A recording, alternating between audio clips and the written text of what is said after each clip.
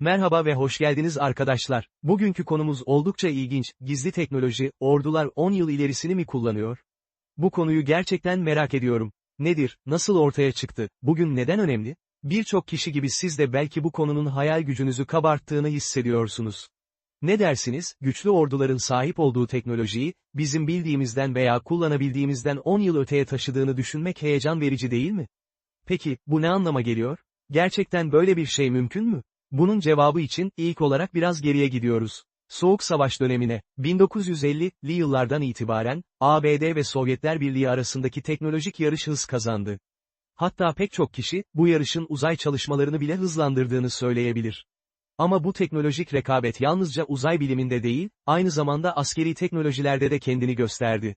Radar sistemleri, nükleer silahlar, gelişmiş uçaklar. Bu dönemin tüm bu icatları, bugün hala etkilerini sürdürüyor.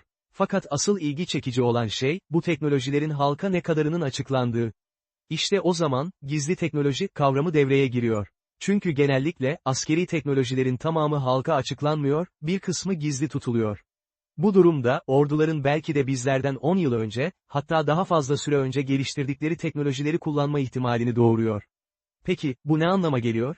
Birçok kişiye göre, bu durum, orduların teknolojiye bizden daha hızlı adapte olduklarını ve hatta bu teknolojileri bizden önce kullanmaya başladıklarını gösteriyor olabilir. Gözlerden uzak, laboratuvarların derinliklerinde belki de robot askerler, yapay zeka destekli savunma sistemleri, sıra dışı hava araçları ve daha fazlası geliştiriliyor olabilir. Şimdi, bir dakika durup düşünelim. Eğer ordular gerçekten bizden 10 yıl daha ileri teknolojiyi kullanıyorlarsa, bu durum bizim için ne anlama geliyor? İyi mi, kötü mü? Bir yandan, bu durum devletlerin güvenliğini artırabilir. Sonuçta, teknoloji, savaş alanında bir devletin elinde bulundurması gereken en güçlü silahlardan biri.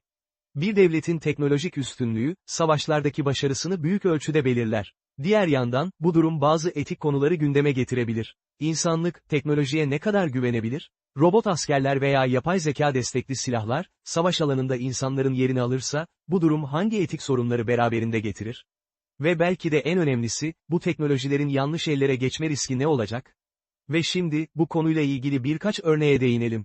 1991'deki Körfez Savaşı'nda, ABD'nin sahip olduğu gelişmiş teknoloji dünyayı şaşırttı. Özellikle, akıllı bombalar, yani hedefine kendi kendine giden bombalar, büyük bir ilgi görerek, teknoloji ve savaş alanındaki bu ilerlemeyi ortaya koydu. Son yıllarda ise, özellikle ABD ve Çin'in askeri teknoloji yarışı, oldukça hızlandı. Örneğin, ABD'nin geliştirmekte olduğu hipersonik silahlar, pek çok kişi tarafından büyük bir korkuyla karşılanıyor. Bu silahlar, Mach 5 hızının üzerinde hareket edebiliyor, yani ses hızının 5 katı hızla ilerliyorlar. Öte yandan, Çin'in, kitle imha silahları olarak adlandırılan silahlar üzerinde çalıştığı yönündeki iddialar da, teknoloji ve savaş alanına dair endişeleri artırıyor. Bu silahlar, düşmanın fark edemeyeceği şekilde, büyük bir yıkım yaratabiliyor. Peki, tüm bu bilgiler ne anlama geliyor? Öncelikle, teknolojinin hızla ilerlediği bir gerçek. Ve bu ilerleyiş, orduların da teknolojiyi kullanma şeklini ve hızını etkiliyor. İkinci olarak, bu durum, bizim günlük yaşamımızdan çok daha öteye giden bir etkiye sahip. Çünkü orduların teknolojiyi kullanma şekli, bir devletin gücünü ve stratejisini belirleyebilir. Ve son olarak, bu durum, etik konuları ve teknolojinin kontrolünü kimin elinde tutması gerektiği sorusunu gündeme getiriyor. Ve evet, belki de ordular, bizden 10 yıl daha ileri teknolojiyi kullanıyorlar.